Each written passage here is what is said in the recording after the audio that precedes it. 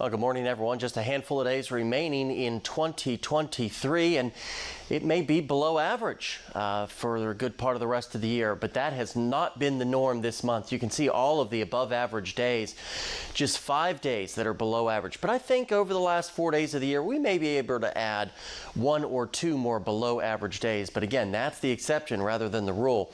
You can see over the next 5 days, probably be below average tomorrow, and it looks like the warmest day will be on Sunday, as we might creep into the lower 50s before dipping back below average to kick off 2024. But at least it looks to be on the quiet side. No major storms impacting the area. Big picture today looks nice and quiet. Still have this upper level low really sitting and spinning around the Great Lakes, and as it sits and spins around and eventually spins itself out, it will throw a little bit of moisture in our direction in the form of some rain and or snow showers.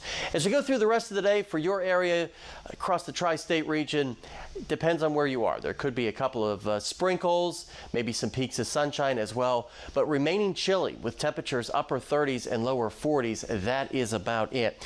We'll take a deeper look at Futurecast, and that will show some of those sprinkles and flurries sort of pinwheeling their way and pivoting through the area, but not expected to cause any widespread problems. You see here by this evening, maybe a couple of sprinkles, Greenville, Beaver Dam, more precipitation off toward our north and our east. And I think the best chance will be tomorrow morning as the center of that low pressure, what's left of it, starts to get a little bit closer toward the area. That could spark more widespread activity throughout the day on Friday. But again, not expected to really cause any issues, and most of it should wrap up by the time we get to Saturday morning, when all is said and done. Little, if any, snowfall accumulation, and most of this, if it accumulates, should be on the grassy surfaces, that sort of thing.